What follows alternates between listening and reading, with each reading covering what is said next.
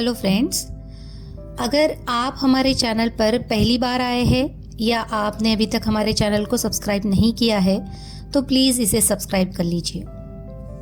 हमारी देह पुरानी है, लेकिन इसमें सदैव नया रक्त दौड़ता रहता है। नए रक्त के प्रभाव पर ही हमारे जीवन का आधार है।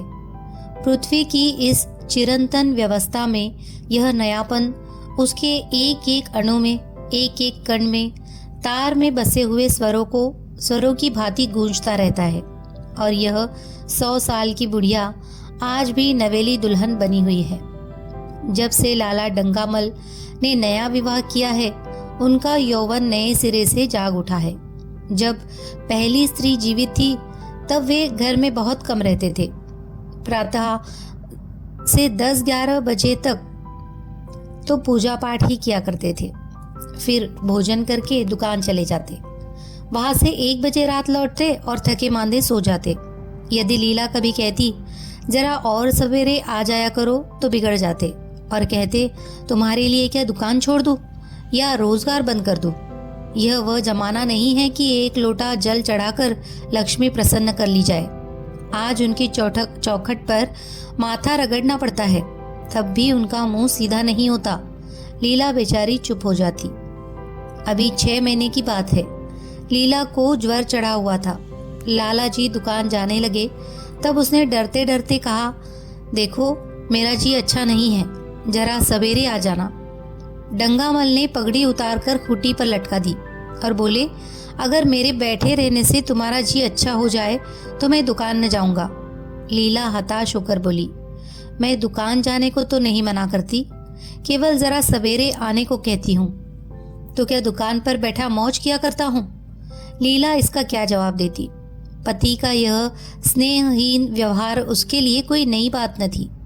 इधर कई साल से उसे इसका कठोर अनुभव हो रहा था कि उसकी इस घर में कद्र नहीं है। वह अक्सर इस समस्या पर विचार भी किया करती, पर वह अपना कोई अपराध न पाती। वह पति की सेवा अब पहले से कहीं ज्यादा करती, उनके कार्यभार को हल्का करने की बराबर चेष्टा करती रहती, बराबर प्रसन्नचित रहती, कभी उनकी इच्छा के विरुद्ध कोई काम नहीं करती। अगर उसकी जवानी ढल चुकी थी तो इसमें उसका क्या अपराध था? किसकी जवानी सदैव स्थिर रहती है? अगर अब उसका स्वास्थ्य उतना अच्छा न था तो इसमें उसका क्या दोष? उसे बेकसूर क्यों दंड दिया जाता है? उचित तो यह था कि 25 साल का साहचर्य अब एक गहरी मानसिक और आत्मिक अनुरूपता का रूप धारण कर लेता, जो दोष को भी गुण बना लेता है, जो पके फल की तरह ज्यादा रसीला, ज्यादा मीठा, ज्यादा सुंदर हो जाता है। लेकिन लाला जी का वणिक हृदय हर एक पदार्थ को वाणिज्य की तराजू से तौलता था। बूढ़ी गाय जब न दूध दे सकती है न बच्चे, तब उसके लिए गौशाला ही सबसे अच्छी जगह है। उनके विचार में लीला के लिए इतना ही काफी था कि घर की मालकिन बनी रहे, आराम से खाए और पड़ी रहे। उसे अख्तियार है चाहे जितने जेवर बनवाए, चाहे जितना स्नान व पूजा करे, केवल उनसे दूर रहे। मानव प्रकृति की जटिलता का एक रहस्य यह था कि डंगामल जिस आनंद से लीला को वंचित रखना चाहते थे, जिसकी उसके लिए कोई जरूरत ही न समझते थे, खुद उसी के लिए सदैव प्रयत्न करते रहते थे। लीला 40 वर्ष की होकर बूढ़ी समझ ली गई थी, किंतु वे 43 के होकर अभी जवान ही थे, जवानी के उन्माद और उल्लास से भरे हुए। लीला से अब उन्हें एक तरह की अरुचि होती थी, और वह दुखिया जब अपनी त्रुटियों का अनुभव करके प्रकृति के निर्दय आघातों से बचने के लिए रंग व रोगन की आड़ लेती, तब लाला जी उसके बूढ़े नखरों से और भी घृणा करने लगते। वे कहते, वाह री तृष्णा, 7 लड़कों की तो माँ हो गई, बाल खिचड़ी हो गए, चेहरा धुले हुए फलालेन की तरह सिकुड़ गया, मगर आपको अभी महावर, सेंदूरी, मेहंदी और उपटन की हवस बाकी ही है। औरतों का स्वभाव भी कितना विचित्र है, न जाने क्यों बनाव सिंगार पर इतना जान देती है। पूछो अब तुम्हें और क्या चाहिए? क्यों नहीं मन को समझा लेती कि जवानी विदा हो गई और इन उपादानों से वह वापस नहीं बुलाई जा सकती। लेकिन वे खुद जवानी का स्वप्न देखते रहते थे। उनकी जवानी की तृष्णा अभी शांत न हुई थी। जाड़ों में रसों और पाकों का सेवन करते रहते थे। हफ्ते में 2 बार खिजाब लगाते और एक डॉक्टर से मंकी ग्लैंड के विषय में पत्र व्यवहार कर रहे थे। लीला ने उन्हें असमंजस में देखकर कातर स्वर में पूछा, कुछ बतला सकते हो? कै बजे आओगे? लाला जी ने शांत भाव से पूछा। तुम्हारा जी आज कैसा है? लीला क्या जवाब दे? अगर कहती कि बहुत खराब है तो शायद वे महाशय वही बैठ जाए और उसे जली कटी सुनाकर अपने दिल का बुखार निकाले। अगर कहती कि मैं अच्छी हूँ तो शायद निश्चिंत होकर 2 बजे तक कहीं खबर ले। इस दुविधा में डरते डरते बोली, अब तक तो हल्की थी लेकिन अब कुछ भारी हो रही है। तुम जाओ, दुकान पर लोग तुम्हारी राह देखते होंगे। हाँ, ईश्वर के लिए 1-2 बजे 1-2 बजा देना। लड़के सो जाते हैं, मुझे जरा भी अच्छा नहीं लगता, जी घबराता है। सेठ जी ने अपने स्वर में स्नेह की चाशनी देकर कहा, 12 बजे तक आज जरूर जाऊंगा। लीला का मुख धूमिल हो गया। उसने कहा, 10 बजे तक नहीं आ सकते? 11:30 से पहले किसी तरह नहीं। नहीं, 10:30। अच्छा, 11 बजे। लाला वादा करके चले गए, लेकिन 10 बजे रात को एक मित्र ने मुजरा सुनने के लिए बुला भेजा। इस निमंत्रण को कैसे इनकार कर देते? जब एक आदमी आपको खातिर से बुलाता है तब यह कहा कि भल मनसाहत है कि आप उसका निमंत्रण अस्वीकार कर दे। लाला जी मुजरा सुनने चले गए। 2 बजे लौटे। चुपके से आकर नौकर को जगाया और अपने कमरे में आकर लेटे रहे। लीला उनकी राह देखती प्रति क्षण विकल वेदना का अनुभव करती हुई न जाने कब सो गई थी। अंत को इस बीमारी ने अभागिनी लीला की जान ही लेकर छोड़ा। लाला जी को उसके मरने का बड़ा दुख हुआ। मित्रों ने समवेदना के तार भेजने। एक दैनिक पत्र ने शोक प्रकट करते हुए लीला के मानसिक और धार्मिक सद्गुणों को खूब बढ़ाकर वर्णन किया। लाला जी ने इन सभी मित्रों को हार्दिक धन्यवाद दिया और लीला के नाम से बालिका विद्यालय में 5 वजीफे प्रदान किए तथा मृतक भोज तो जितने समारोह से किया गया वह नगर के इतिहास में बहुत दिनों तक याद रहेगा। लेकिन 1 महीना भी न गुजरने पाया था कि लाला जी के मित्रों ने चारा डालना शुरू कर दिया और उसका यह असर हुआ कि 6 महीने की विधुरता के तप के बाद उन्होंने दूसरा विवाह कर लिया। आखिर बेचारे क्या करते? जीवन में एक सहचरी की आवश्यकता तो थी ही और इस उम्र में तो एक तरह से वह अनिवार्य हो गई थी। जब से नई पत्नी आई, लाला जी के जीवन में आश्चर्यजनक परिवर्तन हो गया। दुकान से अब उतना प्रेम नहीं था। लगातार हफ्तों न जाने में भी उनके कारोबार में कोई हर्ज नहीं होता था। जीवन के उपभोग की जो शक्ति दिन दिन क्षीण होती जाती थी, अब वह छींटे पाकर सजीव हो गई थी। सूखा पेड़ हरा हो गया था। उसमें नई नई कोपले फूटने लगी थी। मोटर नई आ गई थी। कमरे नए फर्नीचर से सजा दिए गए थे। नौकरों की भी संख्या बढ़ गई थी। रेडियो आ पहुंचा था और प्रतिदिन नए नए उपहार आते रहते थे। लाला जी की बूढ़ी जवानी जवानों की जवानी से भी प्रखर हो गई थी। उसी तरह जैसे बिजली का प्रकाश चंद्रमा के प्रकाश से ज्यादा स्वच्छ और मनोरंजक होता है। लाला जी को उनके मित्र इस रूपांतर पर बधाइयाँ देते, जब वे गर्व के साथ कहते, भाई हम तो हमेशा जवान रहे और हमेशा जवान रहेंगे। बुढ़ापा यहाँ आए तो उसके मुंह में कालिक लगाकर गधे पर उल्टा सवार करा के शहर से निकाल दे। जवानी और बुढ़ापे को न जाने क्यों लोग अवस्था से संबद्ध कर देते हैं। जवानी का उम्र से उतना ही संबंध है जितना धर्म का आचार से, रुपए का ईमानदारी से, रूप का श्रृंगार से। आजकल के जवानों को आप जवान कहते हैं, उनकी 1000 जवानियों को अपने 1 घंटे से भी न बदलूंगा। मालूम होता है उनकी जिंदगी में कोई उत्साह ही नहीं, कोई शौक नहीं। जीवन क्या है? गले में पड़ा हुआ एक ढोल है। यही शब्द घटा बढ़ाकर वे आशा के हृदय पटल पर अंकित करते रहते थे। उससे बराबर सिनेमा, थिएटर और दरिया की सैर के लिए आग्रह करते रहते। लेकिन आशा को न जाने क्यों इन बातों में जरा भी रुचि न थी। वह जाती तो थी मगर बहुत टाल टूल करने के बाद। एक दिन लाला जी ने आकर कहा, चलो आज बजरे पर दरिया की सैर करें। वर्षा के दिन थे। दरिया चढ़ा हुआ था।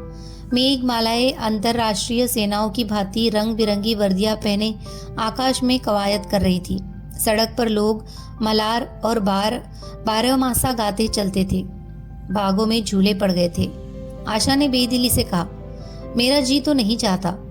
लाला जी ने मृदु प्रेरणा के साथ कहा, तुम्हारा मन कैसा है जो आमोद प्रमोद की ओर आकर्षित नहीं होता? चलो जरा दरिया की सैर देखो। सच कहता हूँ बजरे पर बड़ी बहार हो रहेगी। आप जाए, मुझे और कई काम करने हैं। काम करने को आदमी है, तुम क्यों काम करोगी? महाराज अच्छे सालन नहीं पकाता, आप खाने बैठेंगे तो यूं ही उठ जाएंगे। आशा अपने अवकाश का बड़ा भाग लाला जी के लिए तरह तरह का भोजन पकाने में ही लगाती थी। उसने किसी से सुन रखा था कि एक विशेष अवस्था के बाद पुरुष के जीवन का सबसे बड़ा सुख रसना का स्वाद ही रह जाता है। लाला जी की आत्मा खिल उठी। उन्होंने सोचा कि आशा को उनसे कितना प्रेम है कि वह दरिया की सैर को उनकी सेवा के लिए छोड़ रही है। एक लीला थी कि मान न मान चलने को तैयार रहती, पीछा छुड़ाना पड़ता था, ख्वामखा सिर पर सवार हो जाती थी और सारा मजा किरकिरा कर देती थी। स्नेह भरे उलाहने से बोले, तुम्हारा मन भी विचित्र है। अगर एक दिन सालन फीका ही रहा, ऐसा क्या तूफान आ जाएगा? तुम तो मुझे बिल्कुल निकम्मा बनाए देती हो। अगर तुम न चलोगी तो मैं भी न जाऊंगा। आशा ने जैसे गले से फंदा छुड़ाते हुए कहा, आप भी तो मुझे इधर उधर घुमा घुमा कर मेरा मिजाज बिगाड़ देते हैं। यह आदत पड़ जाएगी तो घर का धंधा कौन करेगा? मुझे घर के धंधों की रत्ती भर भी परवाह नहीं, बाल की नोक बराबर भी नहीं। मैं चाहता हूँ कि तुम्हारा मिजाज बिगड़े और तुम गृहस्थी की चक्की से दूर रहो। और तुम मुझे बार बार आप क्यों कहती हो? मैं चाहता हूँ तुम मुझे तुम कहो, तू कहो, गालियाँ दो, धौल जमाओ। तुम तो मुझे आप कह के जैसे देवता के सिंहासन पर बैठा देती हो। मैं अपने घर में देवता नहीं, चंचल बालक बनना चाहता हूँ। आशा ने मुस्कुराने की चेष्टा करके कहा, भला मैं आपको तुम कहूंगी? तुम बराबर वालों को कहा जाता है कि बड़ों को। मुनीम ने 1 लाख के घाटे की खबर सुनाई होती तो भी शायद लाला जी को इतना दुख न होता जितना आशा के इन कठोर शब्दों से हुआ। उनका सारा उत्साह, सारा उल्लास जैसे ठंडा पड़ गया। सिर पर बाकी रखी हुई फूलदार टोपी, गले में पड़ी हुई जोगिए रंग की चुनी हुई रेशमी चादर, वो तंजेब का बेलदार कुर्ता जिसमें सोने के बटन लगे हुए थे, यह सारा ठाट कैसे उन्हें हास्यजनक जान पड़ने लगा, जैसे वह सारा नशा किसी मंत्र से उतर गया हो। निराश होकर बोले, तो तुम्हें चलना है या नहीं? मेरा जी नहीं चाहता। तो मैं भी न जाऊं? मैं आपको कब मना करती हूँ? फिर आप कहा। आशा ने जैसे भीतर से जोर लगाकर तुम, और उसका मुखमंडल लज्जा से आरक्त हो गया। हाँ, इसी तरह तुम कहा करो। तो तुम नहीं चल रही हो? अगर मैं कहूँ तुम्हें चलना पड़ेगा तब चलूंगी। आपकी आज्ञा मानना मेरा धर्म है। लाला जी आज्ञा न दे सके। आज्ञा और धर्म जैसे शब्द उनके कानों में चुभने से लगे। किसी आए हुए बाहर को चल पड़े। उस वक्त आशा को उन पर दया आ गई। बोली, तो कब तक लौटोगे? मैं नहीं जा रहा हूँ। अच्छा, तो मैं भी चलती हूँ। जैसे कोई जिद्दी लड़का रोने के बाद अपनी इच्छित वस्तु पाकर उसे पैरों से ठुकरा देता है, उसी तरह लाला जी ने मुंह बनाकर कहा, तुम्हारा जी नहीं करता तो न चलो। मैं आग्रह नहीं करता। आप नहीं, तुम बुरा मान जाओगे। आशा गई, लेकिन उमंग से नहीं। जिस मामूली वेश में थी उसी तरह चल खड़ी हुई। न कोई सजीली साड़ी, न जड़ाऊ गहने, न कोई सिंगार, जैसे कोई विधवा हो। ऐसे ही बातों पर लाला जी मन में झुंझला उठते थे। ब्याह किया था जीवन का आनंद उठाने के लिए, झिलमिलाते हुए दीपक में तेल डालकर उसे और चटक करने के लिए। अगर दीपक का प्रकाश तेज न हुआ तो तेल डालने से लाभ न जाने इसका मन क्यों इतना शुष्क और नीरस है, जैसे कोई उसर का पेड़ हो। कितना ही पानी डालो, उसमें हरी पत्तियों के दर्शन न होंगे। जड़ाऊ गहनों से भरी पेटारिया खुली हुई है। कहाँ कहाँ से मंगवाए, दिल्ली से, कलकत्ते से कैसी कैसी बहुमूल्य साड़ियाँ रखी हुई है। एक नहीं सैकड़ों, पर केवल संदूक में कीड़ों का भोजन बनने के लिए। दरिद्र घर की लड़कियों में यही ऐब होता है। उनकी दृष्टि सदैव संकीर्ण रही है। न खा सके, न पहन सके, न दे सके। उन्हें तो खजाना भी मिल जाए तो वो यही सोचती रहेगी कि खर्च कैसे करे। दरिया की सैर तो हुई, पर विशेष आनंद न आया। कई महीनों तक आशा की मनोवृत्तियों को जगाने का असफल प्रयत्न करके लाला जी ने समझ लिया कि इसकी पैदाइश ही मुहर्रमी है, लेकिन फिर भी निराश न हुए। ऐसे व्यापार में एक बड़ी रकम लगाने के बाद वे उसमें अधिक से अधिक लाभ उठाने की वणिक प्रवृत्ति को कैसे त्याग दे। विनोद की नई नई योजनाएं पैदा की जाती। ग्रामोफोन अगर बिगड़ गया है, गाता नहीं या साफ आवाज नहीं निकलती, तो उसकी मरम्मत करानी पड़ेगी। उसे उठाकर रख देना तो मूर्खता है। इधर बूढ़ा महाराज एकाएक बीमार होकर घर चला गया था और उसकी जगह उसका 17-18 साल का जवान लड़का आ गया था। कुछ अजीब गवार था, बिल्कुल झंगड़ उज्जड़, कोई बात ही न समझता था। जितनी फुल्की बनाता उतनी तरह की। हाँ, एक बात समान होती, सब बीच में मोटे होते, किनारे पतले। दाल कभी तो इतनी पतली जैसे चाय, कभी इतनी गाढ़ी जैसे दही। नमक कभी इतना कम कि बिल्कुल फीका, कभी इतना तेज कि नींबू का शौकीन। आशा मुंह हाथ धोकर चौके में पहुंच जाती और इस डपोर शंख को भोजन पकाना सिखाती। एक दिन उसने कहा, तुम कितनी नालायक आदमी हो जुगल। आखिर इतनी उम्र तक तुम घास खोदते रहे या भाड़ जोकते रहे कि फुलके तक नहीं बना सकते।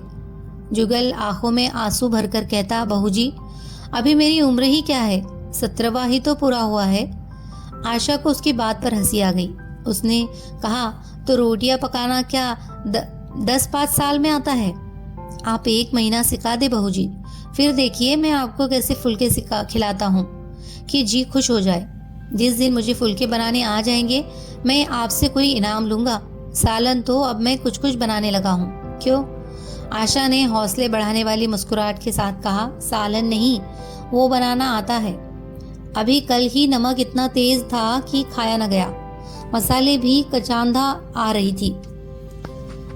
मैं जब सालन बना रहा था तब आप यहाँ कब थी? अच्छा, तो मैं जब यहाँ बैठी रहूं तब तुम्हारा सालन बढ़िया पकेगा। आप बैठी रहती है तब मेरी अक्ल ठिकाने रहती है। आशा को जुगल की इन भोली बातों पर खूब हंसी आ रही थी। हंसी को रोकना चाहती थी, पर वह इस तरह निकल पड़ती थी जैसे भरी बोतल उंडेल दी गई हो। और मैं नहीं रहती तब तो आपके कमरे के द्वार पर जा बैठता हूँ, वहां बैठकर अपनी तकदीर को रोता हूँ। आशा ने हंसी को रोककर पूछा, क्यों रोते हो? यह न पूछिए बहू जी, आप इन बातों को नहीं समझेगी। आशा ने उसके मुंह की ओर प्रश्न की आंखों से देखा। उसका आशय कुछ तो समझ गई, पर न समझने का बहाना किया। तुम्हारे दादा आ जाएंगे, तब तुम चले जाओगे। और क्या करूंगा बहू जी, यहाँ कोई काम दिलवा दीजिएगा तो पड़ा रहूंगा। मुझे मोटर चलाना सिखवा दीजिए, आपको खूब सैर कराया करूंगा। नहीं नहीं बहू जी, आप हट जाइए, मैं पतीली उतार लूंगा। ऐसी अच्छी साड़ी है आपकी, कहीं कोई दाग पड़ जाए तो क्या हो। आशा पतीली उतार रही थी। जुगल ने उसके हाथ से सांडसी ले लेनी चाहिए। दूर रहो, फुअर तो तुम हो ही, कहीं पतीली पाव पर गिरा ली तो महीनों झिकोगे। जुगल के मुख पर उदासी छा गई। आशा ने मुस्कुराकर पूछा, क्यों, मुंह क्यों लटक गया सरकार का? जुगल रुआसा होकर बोला, आप मुझे डांट देती है बहू जी, तब मेरा दिल टूट जाता है। सरकार कितना ही घुड़के, मुझे बिल्कुल ही दुख नहीं होता। आपकी नजर कड़ी देखकर मेरा खून सर्द हो जाता है। आशा ने दिलासा दिया, मैंने तुम्हें डांटा तो नहीं, केवल यही तो कहा कि कहीं पतीली तुम्हारे पांव पर गिर पड़े तो क्या होगा। हाथ ही तो आपका भी है, कहीं आपके ही हाथ से छूट पड़े तो। लाला डंगामल ने रसोई घर के द्वार पर आकर कहा, आशा जरा यहाँ आना, देखो तुम्हारे लिए कितने सुंदर गमले लाया हूँ, तुम्हारे कमरे के सामने रखे जाएंगे। तुम यहाँ धुएं धक्कड़ में क्यों हलाकान होती हो? इस लड़के से कह दो कि जल्दी महाराज को बुलाए, नहीं तो मैं कोई दूसरा आदमी रख लूंगा। महाराजों की कमी नहीं है, आखिर कब तक कोई रियायत करे। गधों को जरा भी तमीज नहीं आई। सुनता है जुगल, लिख दे आज अपने बाप को। चूल्हे पर तवा रखा हुआ था। आशा रोटियां बेलने में लगी थी। जुगल तवे के लिए रोटियों का इंतजार कर रहा था। ऐसी हालत में भला आशा कैसे गमले देखने जाती। उसने कहा, जुगल रोटियां टेढ़ी मेढ़ी बेल डालेगा। लाला जी ने कुछ चिढ़कर कहा, अगर रोटियां टेढ़ी मेढ़ी बेलेगा तो निकाल दिया जाएगा। आशा अनसुनी करके बोली, 10-5 दिन में सीख जाएगा, निकालने की क्या जरूरत है। तुम आकर बतला दो गमले कहाँ रखे जाए। कहती तो हूँ रोटियां बेलकर आ ही जाती हूँ। नहीं, मैं कहता हूँ तुम रोटियां मत बेलो। आप तो खामखा जिद करते हैं। लाला जी सन्नाटे में आ गए। आशा ने कभी इतनी रुखाई से उन्हें जवाब न दिया था, और यह केवल रुखाई न थी, इसमें कटुता भी थी। लज्जित होकर चले गए। उन्हें ऐसा क्रोध आ रहा था कि इन गमलों को तोड़कर फेंक दे और सारे पौधों को चूल्हे में डाल दे। जुगल ने सहमे हुए स्वर में कहा, आप चली जाए बहू जी, सरकार बिगड़ जाएंगे। बको मत, जल्दी जल्दी फुलके सेको, नहीं तो निकाल दिए जाओगे। और आज मुझसे रुपए लेकर अपने लिए कपड़े बनवा लो। भिकमंगों की सी सूरत बनाए घूमते हो, और बाल क्यों इतने बढ़ा रखे हैं? तुम्हें नाई भी नहीं जुड़ता? जुगल ने दूर की बात सोची, बोला, कपड़े बनवा लूं तो दादा को हिसाब क्या दूंगा? अरे पागल, मैं हिसाब में नहीं देने कहती, मुझसे ले जाना। जुगल काहिलपन की हंसी हंसा। अब आप बनवाएगी तो अच्छे कपड़े लूंगा, खद्दर के मलमल का कुर्ता, खद्दर की धोती, रेशमी चादर, अच्छा सा चप्पल। आशा ने मीठी मुस्कान से कहा, और अगर अपने दाम से बनवाने पड़े तब कपड़े ही क्यों बनवाऊंगा? बड़े चालाक हो तुम। जुगल ने अपनी बुद्धिमत्ता का प्रदर्शन किया। आदमी अपने घर में सूखी रोटियां खाकर सो रहता है, लेकिन दावत में तो अच्छे अच्छे पकवान ही खाता है। वहां भी यदि रूखी रोटियां मिले तो वह दावत में जाए ही नहीं। यह सब मैं नहीं जानती। एक गाढ़े का कुर्ता बनवा लो और एक टोपी ले लो। हजामत के लिए 2 आने पैसे ऊपर से ले लो। जुगल ने मान करके कहा, रहने दीजिए, मैं नहीं लेता। अच्छे कपड़े पहनकर निकलूंगा तब तो आपकी याद आवेगी, सड़ियल कपड़े पहनकर तो और जी जलेगा। तुम स्वार्थी हो, मुफ्त के कपड़े लोगे और साथ ही बढ़िया भी। जब यहाँ से जाने लगूं तब आप मुझे अपना एक चित्र दीजिएगा। मेरा चित्र लेकर क्या करोगे? अपनी कोठरी में लगाऊंगा और नित्य देखा करूंगा। बस वही साड़ी पहनकर खिंचवाना जो कल पहनी थी, और वही मोतियों की माला भी हो। मुझे नंगी नंगी सूरत अच्छी नहीं लगती। आपके पास तो बहुत गहने हैं, आप पहनती क्यों नहीं? तो तुम्हें गहने अच्छे लगते हैं? बहुत। लाला जी ने फिर आकर जलते हुए मन से कहा, अभी तक तुम्हारी रोटियां नहीं पकी जुगल। अगर कल से तूने अपने आप अच्छी रोटियां न पकाई तो मैं तुझे निकाल दूंगा। आशा ने तुरंत हाथ मुंह धोया और बड़े प्रसन्न मन से लाला जी के साथ गमले देखने चली। इस समय उसकी छवि में प्रफुल्लता की रौनक थी, बातों में भी जैसे शक्कर घुल गई थी। लाला जी का सारा खिसियानापन मिट गया था। उसने गमलों को मुग्धा आंखों से देखा। उसने कहा, मैं इनमें से कोई गमला न जाने दूंगी, सब मेरे कमरे के सामने रखवाना, सब। कितने सुंदर पौधे हैं, वाह। इनके हिंदी नाम भी मुझे बतला देना। लाला जी ने छेड़ा, सब गमले क्या करोगी? 10-5 पसंद कर लो, शेष में बाहर रखवा दूंगा। जी नहीं, मैं एक भी न छोड़ूंगी, सब यही रखे जाएंगे। बड़ी लालचीन हो तुम। लालचीन ही सही, मैं आपको एक भी न दूंगी। 2-4 तो दे दो, इतनी मेहनत से लाया हूँ। जी नहीं, इनमें से एक भी न मिलेगा। दूसरे दिन आशा ने अपने को आभूषण से खूब सजाया और फिरोजी साड़ी पहनकर निकली। तब लाला जी की आंखों में ज्योति आ गई। समझे, अवश्य ही अब उनके प्रेम का जादू कुछ कुछ चल रहा है। नहीं तो उनके बार बार के आग्रह करने पर भी, बार बार याचना करने पर भी उसने कोई आभूषण न पहना था। कभी कभी मोतियों का हार गले में डाल लेती थी, वह भी ऊपरी मन से। आज वह आभूषणों से अलंकृत होकर फूली नहीं समाती, इतराई जाती है, मानो कहती हो, देखो मैं कितनी सुंदर हूँ। पहले जो बन कली थी आज वह खिल गई थी।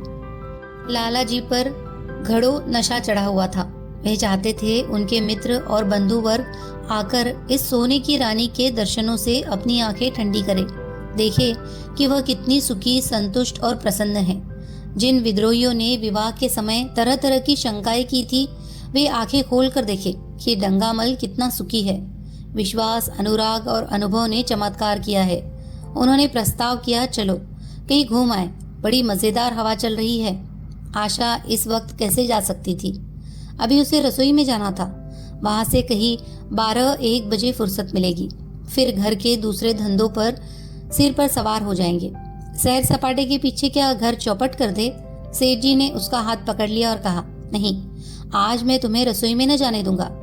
महाराज के लिए कुछ न होगा, महाराज के किए कुछ न होगा तो आज उसकी शामत भी आ जाएगी। आशा के मुख पर से वह प्रफुल्लता जाती रही, मन भी उदास हो गया। एक सोफा पर लेटकर बोली, आज न जाने क्यों कलेजे में मीठा मीठा दर्द हो रहा है। ऐसा दर्द कभी नहीं होता था। सेठ जी घबरा उठे, यह दर्द कब से हो रहा है? हो तो रहा है रात से ही, लेकिन अभी कुछ कम हो गया था, अब फिर होने लगा है। रह रहकर जैसे चुभन हो जाती है। सेठ जी एक बात सोचकर दिल ही दिल में फूल उठे। अब वे गोलियां रंग ला रही है। राज वैद्य जी ने कहा भी था कि जरा सोच समझकर इनका सेवन कीजिएगा, क्यों न हो, खानदानी वैद्य है। इनके बाप बनारस के महाराज के चिकित्सक थे, पुराने और परीक्षित नुस्खे हैं इनके पास। उन्होंने कहा, तो रात से ही यह दर्द हो रहा है, तुमने मुझसे कहा नहीं तो वैद्य जी से कोई दवा मंगवाता। मैंने समझा था आप ही आप अच्छा हो जाएगा, मगर अब बढ़ रहा है। कहाँ दर्द हो रहा है, जरा देखो, कुछ सूजन तो नहीं है। सेठ जी ने आशा के आंचल की तरफ हाथ बढ़ाया। आशा ने शर्मा कर सिर झुका लिया। उसने कहा, यह तुम्हारी शरारत मुझे अच्छी नहीं लगती। मैं अपनी जान से मरती हूँ, तुम्हें हंसी सूझती है। जाकर कोई दवा ला दो। सेठ जी अपने पुंसत्व का यह डिप्लोमा पाकर उससे कहीं ज्यादा प्रसन्न हुए जितना राय बहादुरी पाकर होते। इस विजय का डंका पीटे बिना उन्हें कैसे चैन आ सकता था। जो लोग उनके विवाह के विषय में द्वेषमय टिप्पणियां कर रहे थे, उन्हें नीचा दिखाने का कितना अच्छा अवसर हाथ आया है, और इतनी जल्दी। पहले पंडित भोलानाथ के पास गए और भाग्य ठोक कर बोले, भाई मैं तो बड़ी विपत्ति में फंस गया। कल से उनके कलेजे में दर्द हो रहा है, कुछ बुद्धि काम नहीं करती। कहती है ऐसा दर्द पहले कभी नहीं हुआ था। भोलानाथ ने कुछ बहुत हमदर्दी न दिखाई। सेठ जी यहाँ से उठकर अपने दूसरे मित्र लाला फागमल के पास पहुंचे और उनसे भी लगभग इन्हीं शब्दों में यह शोक संवाद कहा।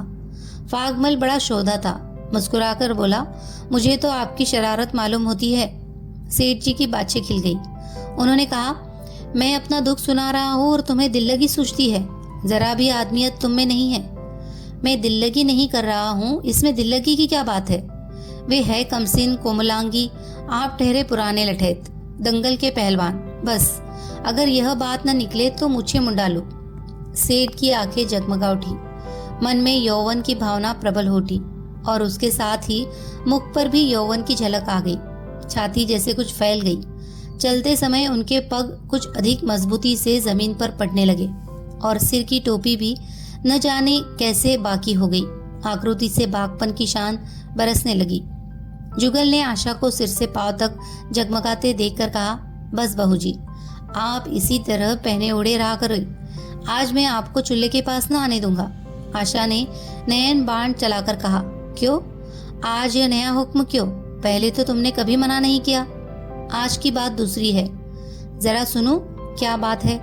मैं डरता हूँ आप कहीं नाराज न हो जाए। नहीं नहीं कहो, मैं नाराज न होंगी। आज आप बहुत सुंदर लग रही है। लाला डंगावल ने असंख्य बार आशा के रूप और यौवन की प्रशंसा की थी, मगर उनकी प्रशंसा में उसे बनावट की गंध आती थी। वह शब्द उनके मुख से निकलकर कुछ ऐसे लगते थे जैसे कोई पंगु दौड़ने की चेष्टा कर रहा हो। जुगल के इन सीधे शब्दों में एक उन्माद था, नशा था, एक चोट थी। आशा की सारी देह प्रकंपित हो गई। तो मुझे नजर लगा दोगे जुगल? इस तरह क्यों घूरते हो? जब यहाँ से चला जाऊंगा तब आपकी बहुत याद आएगी। रसोई पकाकर तुम सारे दिन क्या किया करते हो, दिखाई नहीं देते? सरकार रहते हैं इसीलिए नहीं आता। फिर अब तो मुझे जवाब मिल रहा है। देखिए भगवान कहाँ ले जाते हैं। आशा की मुख मुद्रा कठोर हो गई। उसने कहा, कौन तुम्हें जवाब देता है? सरकार ही तो कहते हैं तुझे निकाल दूंगा। अपना काम किए जाओ, कोई नहीं निकालेगा। अब तो तुम फुलके भी अच्छे बनाने लगे। सरकार है बड़े गुस्सेवर। 2-4 दिन में उनका मिजाज ठीक किए देती हूँ। आपके साथ चलते हैं तो आपके बाप से लगते हैं। तुम बड़े मुंहफट हो, खबरदार जबान संभाल के बात किया करो। किंतु अप्रसन्नता का यह जीना आवरण उनके मनोहर हास्य को न छिपा सका। वह प्रकाश की भांति उसके अंदर से निकल पड़ता था। जुगल ने फिर उसे निर्भीकता से कहा, मेरा मुंह कोई बंद कर ले। यहाँ यो सभी यही कहते हैं। मेरा ब्याह कोई 50 साल की बुढ़िया से कर दे तो मैं घर छोड़कर भाग जाऊं, या तो खुद जहर खा लूं या उसे जहर देकर मार डालूं। फांसी ही तो होगी। आशा उस कृत्रिम क्रोध को कायम न रख सकी। जुगल ने उसकी हृदय वीणा के तारों पर मिजराब की ऐसी चोट मारी थी कि उसके बहुत जब्त करने पर भी मन की व्यथा बाहर निकल आई। उसने कहा, भाग्य भी तो कोई वस्तु है। ऐसा भाग्य जाए भाड़ में। तुम्हारा ब्याह किसी बुढ़िया से ही करूंगी, देख लेना। तो मैं भी जहर खा लूंगा, देख लीजिएगा। क्यों बुढ़िया तुम्हें जवान स्त्री से ज्यादा प्यार करेगी, ज्यादा सेवा करेगी, तुम्हें सीधे रास्ते पर रखेगी। यह सब माँ का काम है। बीवी जिस काम के लिए है उसी काम के लिए है। आखिर बीवी किस काम के लिए है? मोटर की आवाज आई। न जाने कैसे आशा के सिर का आंचल खिसक कर कंधों पर आ गया। उसने जल्दी से आंचल खींच कर सिर पर कर लिया और यह कहती हुई अपने कमरे की ओर लपकी कि लाला भोजन करके चले जाए तब आना।